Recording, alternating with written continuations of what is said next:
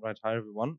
Sorry for the delay. Yeah, so today I want to briefly talk about decentralized confidential computing and the technology that we are utilizing to provide decentralized confidential computing. So the key concept of decentralized confidential computing, or DCC, is to allow for the processing of encrypted data without having to decrypt the data first, which is a significant paradigm shift from what we are used with our current internet infrastructure, being built around a lot of single points of failure and requiring the decryption of data to be processed. So data in rest, usually even in the current internet infrastructure, is being securely stored in an encrypted way. But once data moves from the rest position into the usage position, it usually has to be decrypted in order to be processed. So there's this sense of vulnerabilities that should be overcome, and at the same time, there's new features that can be enabled by having different kinds of compute, decentralized confidential computing, that offer new kinds of digital interactions across data sets. And so decentralized confidential computing for decentralized artificial intelligence is not something artificially created, but I guess in contrast to, I personally think, a lot of AI applications in the blockchain space, something that is logical, because what we want to introduce to artificial intelligence are the properties of data privacy, security, and data ownership. Introducing those properties allows for the construction of collaborative and sort of end-to-end encrypted AI. And this can enable for an entirely new set of innovations, which I'll go into in detail later. It can lead to enhanced model accuracy by having higher quality data due to more sensitive data being used in model training pipelines, and new economic incentives can be created by allowing for encrypted data to be used in training processes. And censorship resistance, for example, can also be introduced to artificial intelligence. And so the evolution of confidential computing really is the evolution of a shift away from trusted entities, trusted execution, towards purely cryptographic and distributed systems-based protocols. So most of you most likely are familiar with trusted execution environments.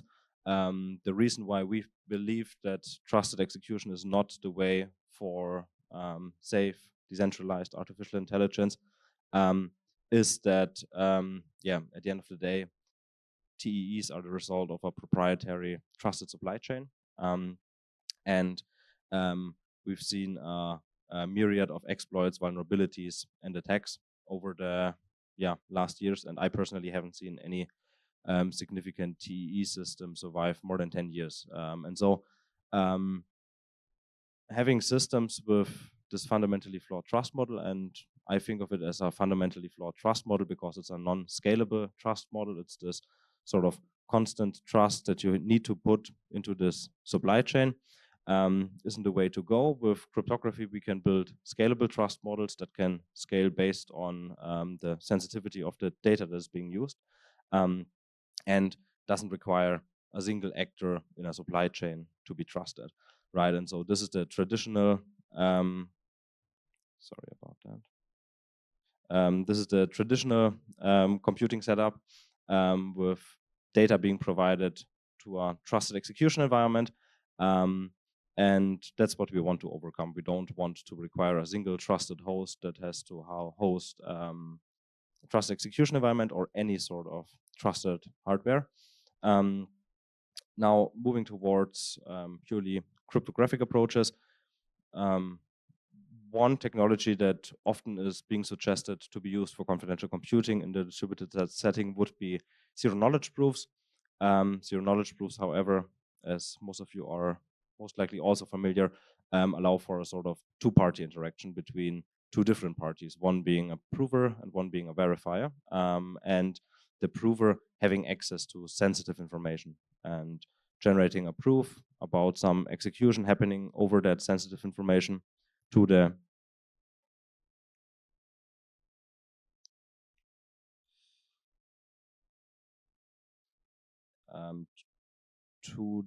verifier, and the verifier then being able to verify the correctness of the execution over the sensitive information without requiring access to the sensitive information itself, which is a very powerful technology, however, not suitable for what we are trying to build. What we are trying to build is to allow for multiple parties to jointly compute, to jointly train an AI model, to jointly perform machine learning over isolated data without having to share the data, without requiring a single party to have access to all of the data. And so zero knowledge proofs, in the sense that we usually think of them as ZK snarks or ZK starks, don't offer the functionality that we require. We require this sort of autonomous execution over encrypted data. And so the next logical technology to be utilized would be fully homomorphic encryption, FHE, which per definition essentially allows what we would be trying to achieve. The problem with FHE, however, really is its current practical limitations. And in order to build privacy technology that can be used in everyday applications and can be used to protect the privacy of individuals or organizations, technology cannot require them to have many orders of magnitudes of slowdowns, of enormous latency penalties associated with using this technology. And so it's not uncommon to see tens of thousands of times slowdowns. And when we're talking about the kinds of operations we need to perform for machine learning, essentially tensor operations, 10,000 times slowdown would be very good even. So that's the problem with fully homomorphic encryption, but it goes beyond that. When we want to build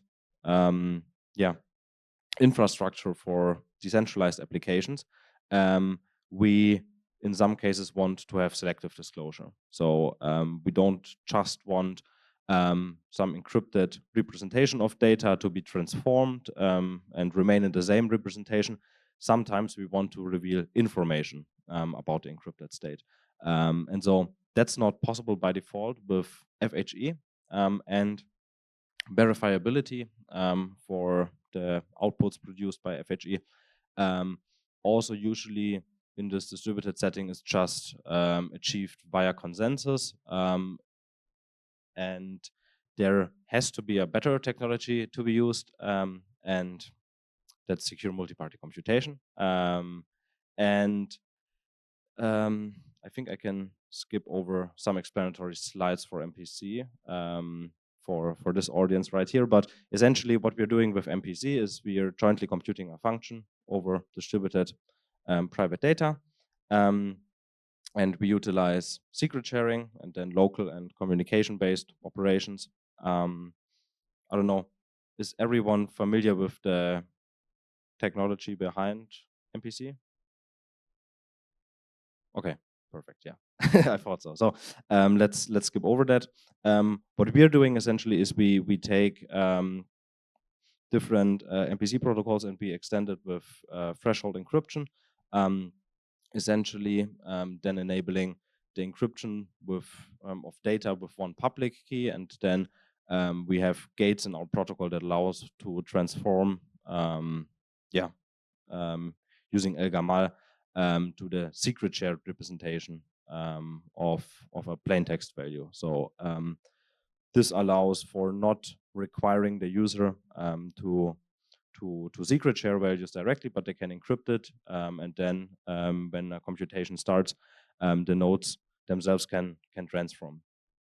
So in our case, we basically have two protocols. Our main protocol runs in the dishonest majority setting. Our secondary protocol runs in the honest majority setting. And Archeum has two protocols, Cerberus and Manticore. Cerberus utilizes a scalar Boolean and elliptic curve point backend, and Manticore integer backend. But with Manticore, we are able to efficiently run tensor operations by using different techniques I'll mention later. Our main protocol has the dishonest majority trust assumption. Both protocols use SHE with additively homomorphic secret sharing. Yeah, both are making use of pre-processing. In the case of both Cerberus and Manticore, we're using oblivious transfer in the pre-processing.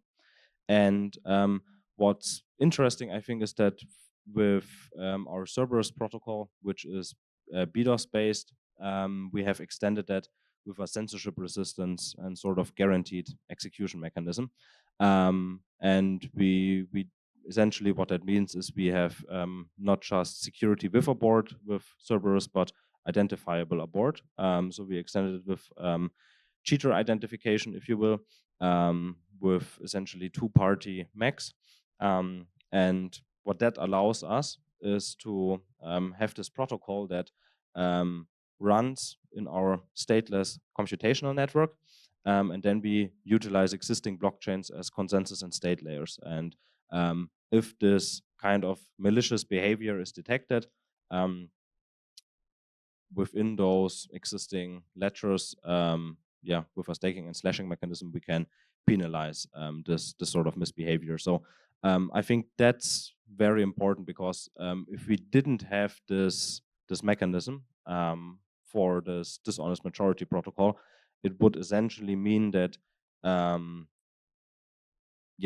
if there's not enough positive incentive for a node to participate in the computation, any single dishonest actor could DDoS the operation, right? Because all secret shares are additively homomorphic, and only if we were to sufficiently extend this threshold encryption mechanism and have a large difference between threshold and total number of key shares, we could then have a practical resilience, but that would most likely bring us close to honest majority regardless. So for having this full dishonest majority with 1 out of n, by adding identifiable abort and combining it with a staking and slashing mechanism, we are able to overcome this censorship problem. And so Archeum forms this permissionless network of computation nodes. And the nodes within Archeum are being clustered into computation clusters. So the entire Archeum network is just partitioned into subsets that run computations. And each of those clusters, or even multiple clusters, get associated with so-called MXEs, MPC execution environments, which are these sort of virtual encrypted environments that have encrypted state sit on different distributed ledgers. And then Archeum becomes this asynchronous execution engine for those computations that should be performed or on top of this encrypted state. The computations themselves are being orchestrated in a parallelized mempool that also sits on an existing ledger. And since Archeum is stateless and subdivided, partitioned into those individual clusters, we can just process all kinds of computations in parallel. The constraint being communication bandwidth for the least powerful node within a union of clusters, I guess. That's just a high-level graphic that just explains that secret sharing takes place and multiple nodes process instead of a single TE, right? And so we have a dedicated compiler, a dedicated Rust compiler that allows arbitrary Rust code to be compiled into circuits and programs to be executed within our network. With this setup that I just outlined, the network being entirely stateless, we are able to facilitate both confidential on-chain applications, so asynchronous execution of confidential functions within smart contracts, but also fully confidential off-chain applications. There's no requirement for a developer to build a smart contract. Developers can just access Archeum as this purely computational network. For confidential machine learning, as I said, we have Manticore as protocol, and essentially the main technique that we utilize in order to be able to run those tensor operations is modular lifting and truncation, which allows us to have this sort of floating window like float-like number operations in our protocol, where the window, however, is known at compile time. We by combining that, we essentially are able to have the smallest possible window, and that allows us to have an increased numerical stability. So the reductions, the number of reductions that need to be performed essentially is kept to a minimum, which increases the numerical stability. And so far, what we have implemented as protocols is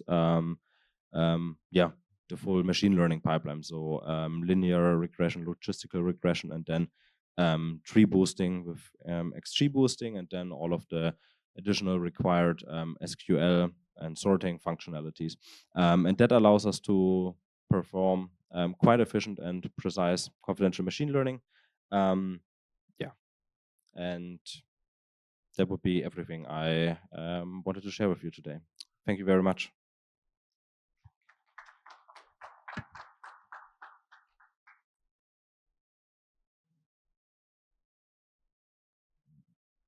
Any questions?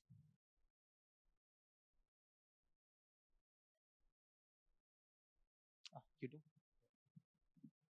Hi, you mentioned identifiable abort, right? So what exactly is it searching for? Is it searching for well-formedness of messages and like delays in messages, or just well-formedness? Can you repeat that again? So you mentioned identifiable abort, right? So that means that the nodes in the system are searching for any deviations from the protocol. And do those deviations take the structure of deviations in the message well-formedness, or does it consider network delays or like delays in arrivals of message? So there's this identifiable abort mechanism that is purely cryptographic. So when a MAC check fails, right, then this protocol comes into effect, which of course only reduces this ability of a malicious actor to DDoS a computation by sharing an invalid message that leads to a MAC check failing. To another problem, which is, okay, then as a malicious player, I would just not communicate at all, right? Because then there's no cryptographic proof of me misbehaving, me being identified as the bad actor. So in order to resolve that problem, we make use of a consensus mechanism on a more large scale within the network, right? So if you have this with a small cluster with 30 nodes, then if a party doesn't communicate at all, we make use of the larger network to force them to relay communication over more nodes in the entire network. So that, as far as I'm concerned, couldn't be resolved purely cryptographically, just not communicating at all. But yeah, at least there's no abort that can happen without knowing who caused the abort. Yeah. Thank you. Any other questions? Okay, give it up for Yannik. And thank you everyone again. We have tea and snacks outside. So, yep, hope to see you again next year.